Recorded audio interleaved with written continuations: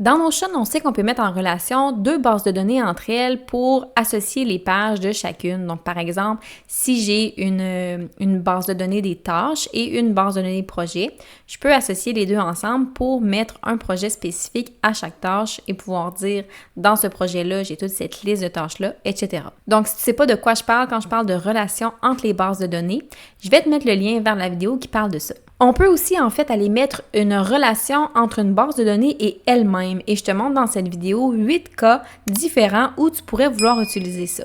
Avant tout, n'oublie pas de t'abonner. Avant de te montrer les 8 cas d'utilisation, je vais te montrer comment on met une relation avec elle-même dans la base de données. Donc, j'ai une base de données simple ici qui s'appelle exemple avec 3 pages.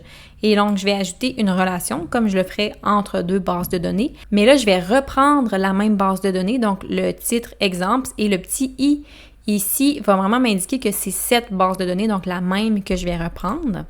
Et là, je peux mettre une relation unidirectionnelle, donc juste ajouter la relation comme ça et venir associer les différentes pages. Ou je peux mettre, puis là, dans le fond, on va voir s'afficher dans page 1, j'ai tagué page 2, donc dans page 2, je vais voir page 1 et vice-versa.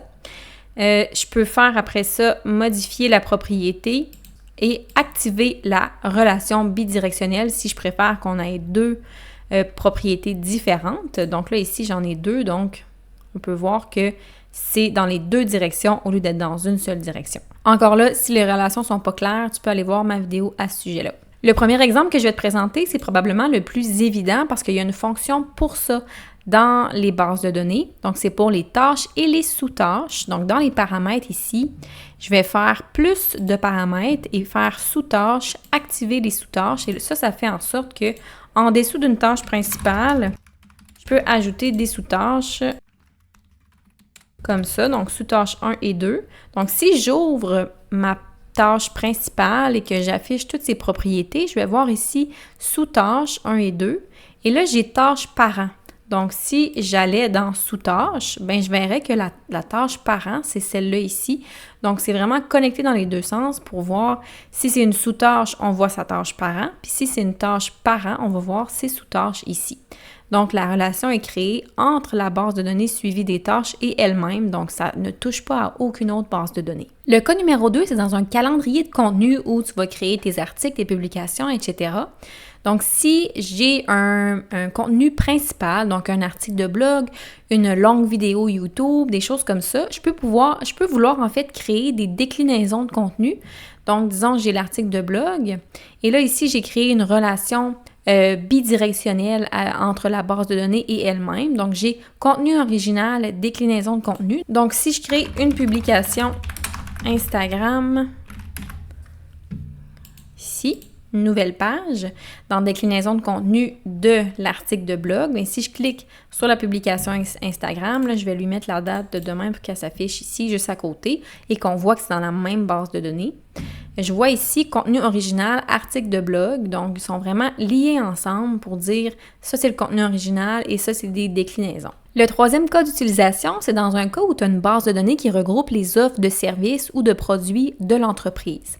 Donc j'ai les offres ici et j'ai créé une relation unidirectionnelle avec la même base de données pour pouvoir dire les offres qu'on pourrait aussi vendre avec cette offre-là, donc des upsells possibles à proposer. Donc, disons que je vends une consultation business. La personne pourrait aussi vendre la boîte à outils marketing, l'audit marketing ou le bilan de santé d'entreprise. Donc, ça, c'est juste des exemples, mais c'est vraiment pour pouvoir augmenter le panier d'achat. Donc, on met en relation les différentes pages de cette même base de données pour ça. Le cas d'usage numéro 4, c'est si j'ai une liste de mes clients et que je fais par exemple du mentorat ou de la consultation et que j'ai des clients qui ont des cas similaires, donc un peu les mêmes problèmes à régler et tout, je peux pouvoir les mettre en relation ensemble pour dire c'est des cas similaires. Donc, disons ici, cas similaire de clients. Donc, j'ai créé une relation unidirectionnelle entre la base de données ici et elle-même pour pouvoir associer les différents clients et dire, ben Emma Thompson, c'est un cas similaire à Lisa Rodriguez et vice-versa. Le cas numéro 5, c'est dans un wiki où tu organiserais les articles que tu veux lire, les vidéos à regarder, donc toutes les ressources que tu conserves pour les consulter.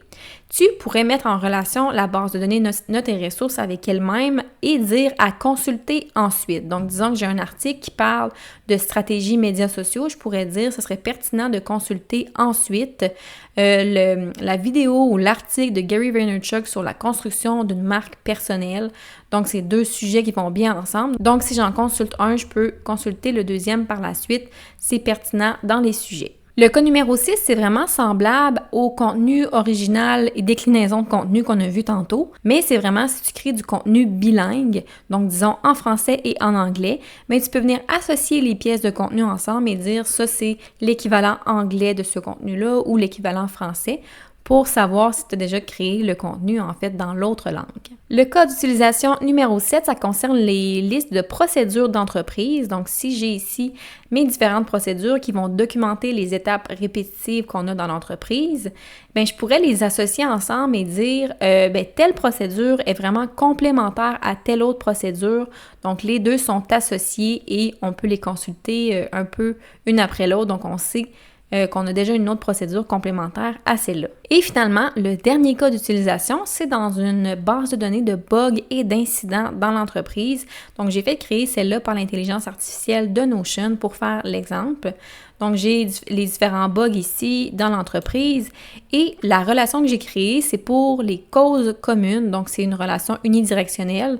Donc, quand j'ai deux cas qui ont la même cause ou une cause très semblable, bien, je peux les relier ensemble et dire, OK, on a eu une seule cause qui a créé ces différents problèmes-là.